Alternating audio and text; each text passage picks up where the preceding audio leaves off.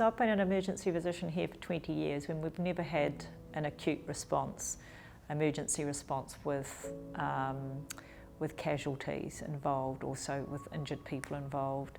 And I know there have been around New Zealand, obviously Christchurch is a prime example, but we haven't had any at Middlemore Hospital. So that was a new and different experience.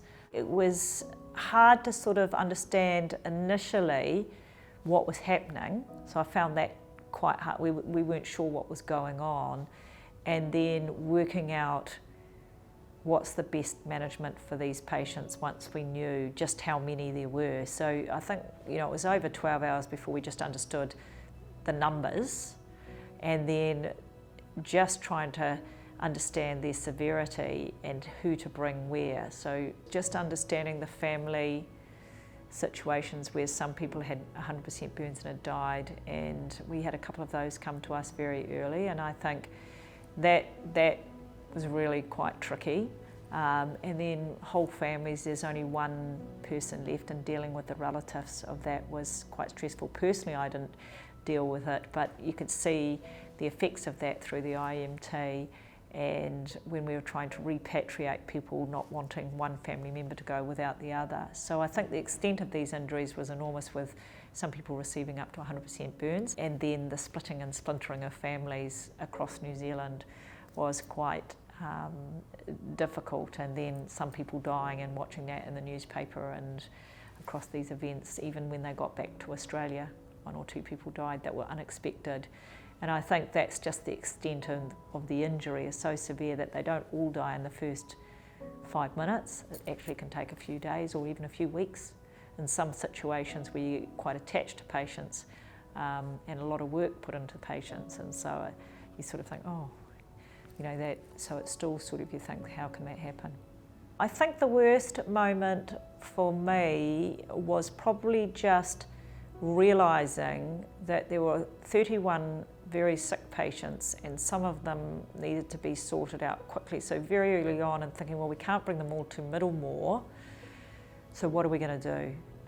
So once we had the plan of repatriation, that was really helpful, because prior to that it was kind of like, well, what's the best movement for this, and how are we going to manage it, because it was very resource heavy for us. But once we sort of had the plan and had discussed with the Ministry of Health that we would repatriate some of them, then we started to go, oh, well, maybe we will be able to manage this in New Zealand at our burns units.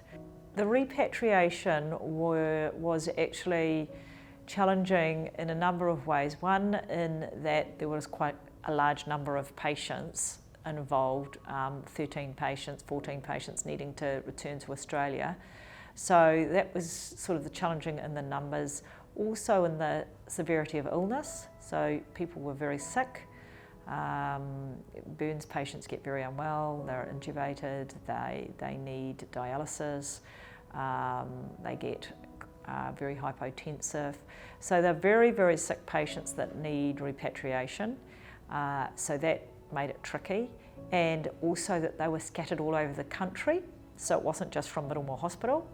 So we were coordinating repatriating patients that we'd never seen, but obviously been in communication with the regional burns units. So a coordination of a number of units, a large number of patients, and the severity of illness made it quite complicated.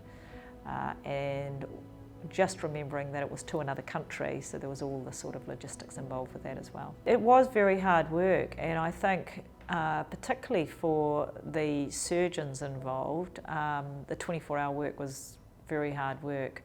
But I think we tried to ensure that we had some rostering off, and we tried to ensure that there was some support with each other across the clinical teams and across the IMT, but across the clinical teams, just to sort of tag in and out in order to ensure that the patients were looked after in the most effective way.